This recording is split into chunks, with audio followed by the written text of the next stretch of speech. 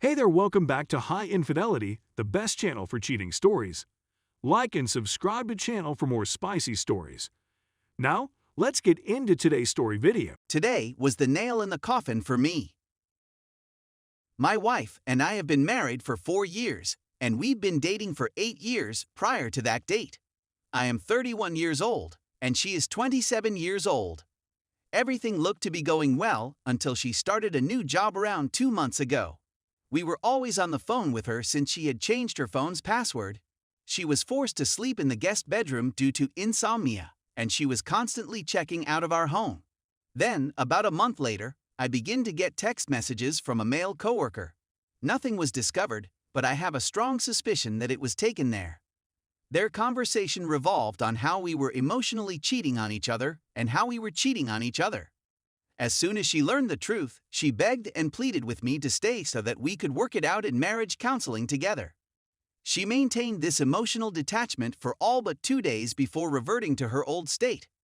Then, when I checked at our phone logs recently, I saw that she had continued to contact him even after I had set a hard boundary that we would not talk after work hours.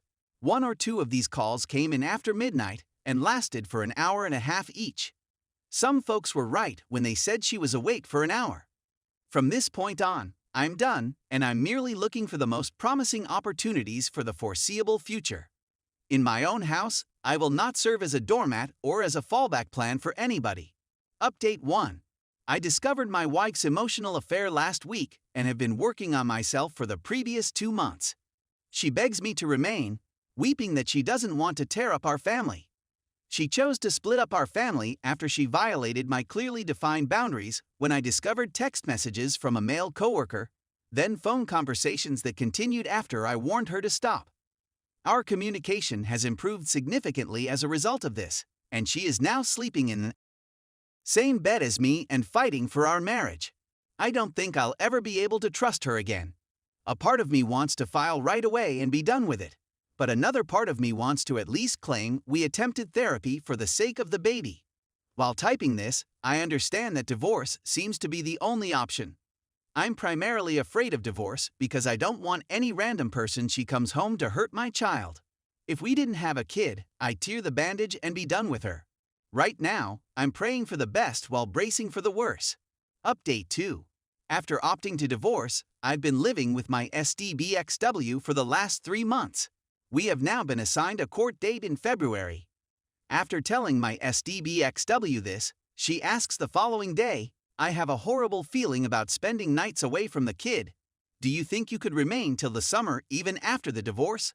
She also attempted to position it in such a way that it would benefit me since the location I moving to is farther away from the baby's daycare than my present residence, and I would have to travel longer to take the child to daycare.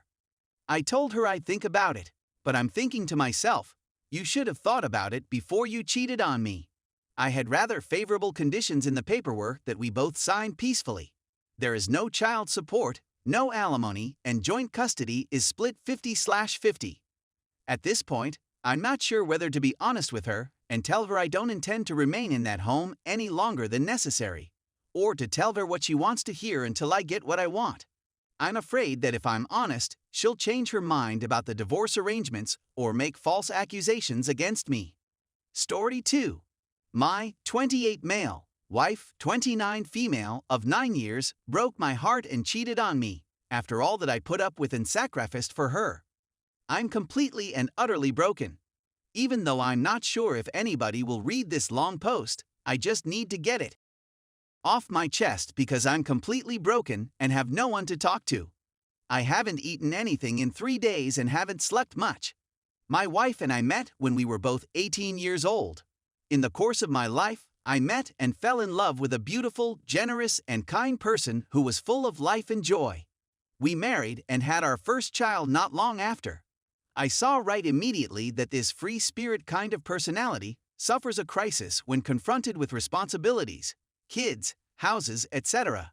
When she was feeling down, she would engage in escapist activities such as smoking, overeating, chatting on her phone all of the time, and so on. As the years went by, I became less judgmental and more accepting of her nature. I even began to gravitate toward her, sitting outside with her and watching her play on her phone, go out with her friends, and so on, until I eventually became her friend. Every day, my wife would tell me how amazing I was, how she was madly in love with me, and how, even after 8-9 years of marriage, she would still show both emotional and physical proof of her feelings for me, including weird physical ones, like sniffing my body odor and stuff like that. Overall, we enjoyed a wonderful marriage and a good home life together. As a result, my wife has experimented with many methods throughout the years. She went to college for 4 years, very intensive ones, and dropped out after a year of working in the area. After that, she wanted to be a salesperson, then a nail tech, and finally an online business owner. And during all of those endeavors, she makes little to no money, is constantly on the phone or dealing with something, and is unable to contribute much around the house as a result of her busy schedule. My willingness to take it all was motivated by a desire to see that the partner I had chosen could finish and pursue his aspirations. I didn't want her to live a life of regrets, so I worked extra hard, sometimes 4 jobs at once, to ensure that she could accomplish it all. Nothing, not even a bachelor's degree or special accreditation. I tried a BSc in computer science, but stopped out after half a year because it was too demanding for her company. It was either her or me, and I picked her.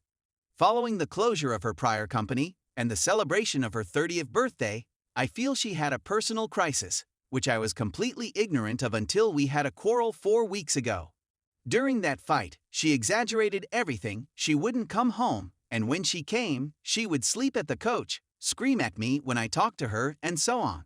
She blamed everything on her relationship with me, telling me how I didn't let her do everything she wanted while she was doing it, and that she still had to fulfill some responsibilities as a result of our relationship. Yay, the audacity! We went to therapy, and after 2 weeks of her emotionally tormenting me, she opened up about some of the things that had upset her in the relationship, and I considered it, and promised myself that I would change for her, which I did, and I'm still working on those things every day. We're still in therapy. After my metamorphosis, she grew more open to me, but I had a strange feeling that something wasn't quite right. As a 30th birthday present, she suggested that I sleep with other females if I wanted to, which was something she would never have agreed to in the previous years. I grew worried because there was this one guy who worked for her delivery company with whom I saw her communicating often on the phone and over text messages, and I became concerned. When I challenged her about it, she answered in kind-o, "He's the one. Nothing, but it's so hot that you're wishing you were there." Eventually, she came to me and declared that she respects and loves me as a person, as the father of her children, and so on. She couldn't understand why she couldn't love me as a partner again. What is that nonsense? When a relationship ends, one's feelings for the other person do not simply fade away. When she told her friend how much she loved me, it heightened my suspicion that something was wrong. I snooped around her phone and discovered she had deleted all of her conversations with that dude. She was acting discreetly, she was visiting his place, and even though I don't believe they slept, I don't care, I believe that emotional cheating is taking place. That individual came to my house, interacted with my kid, and shook my hand, among other things.